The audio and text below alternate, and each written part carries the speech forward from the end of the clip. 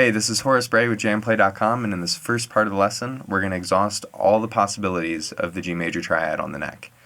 And we're going to start off with closed position triads on the bottom three strings.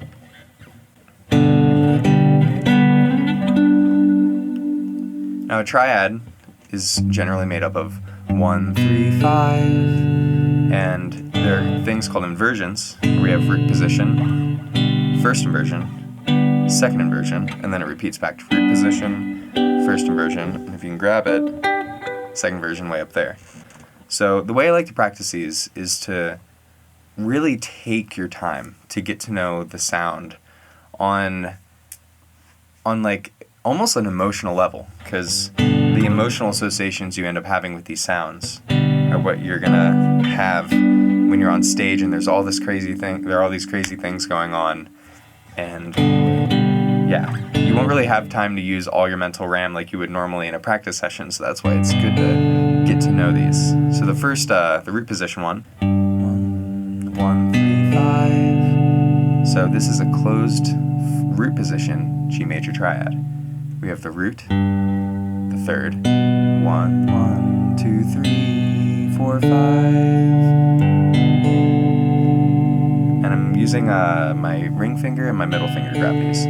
But, on a side note, it is nice to practice grabbing it with your other fingers, because they give you other options for additional notes that you can grab. And then we have first inversion, which first inversion means the third of the triad, the middle voice, the 1, 3, 5, now the 3 is in the bottom, 3, 5, 1. So we're basically taking that bottom note and we're putting it on top, and that's what makes it the first inversion, because it's the first time we've inverted it.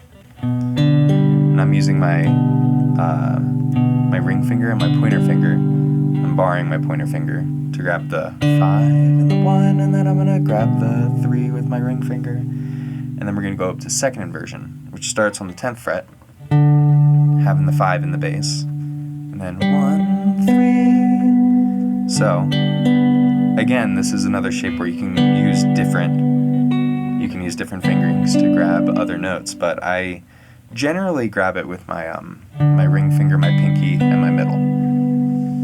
And then we repeat back up on the 15th fret with another root position triad.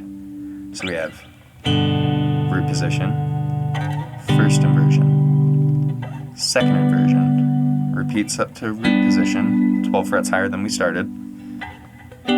Have first inversion. If you can grab it, there's another second inversion up there. And the way I like to practice these is by just playing through them nice and slow.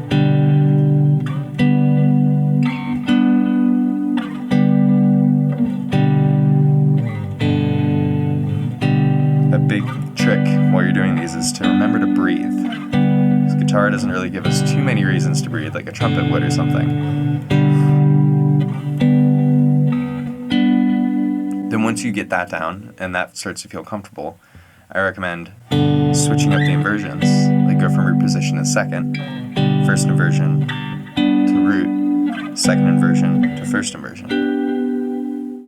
So once you start to get the basics of that and you feel like you can go through these voices and you're like, okay, yeah, my hands kind of know what's going on, then you can start to like practice picking all the notes.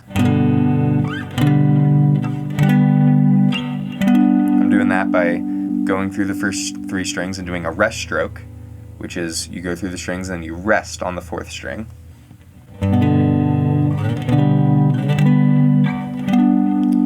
Or you can pick them, doing down, down, up, down, down, up, down, down, up, down, down, up. And you can start to, this is where you can get creative, and you can start to figure out different ways to practice them. Like if you want to do the outer voices first and then do the inner voice.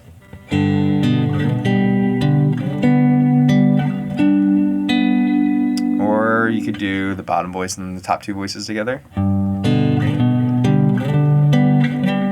There's a bunch of different combinations that'll be applicable with different genres, and basically it gives you a bunch of different ways to get those synapses together in your brain to help internalize these shapes. So keep on working on those major triads on the bottom 3 strings, and we'll see you in the next lesson.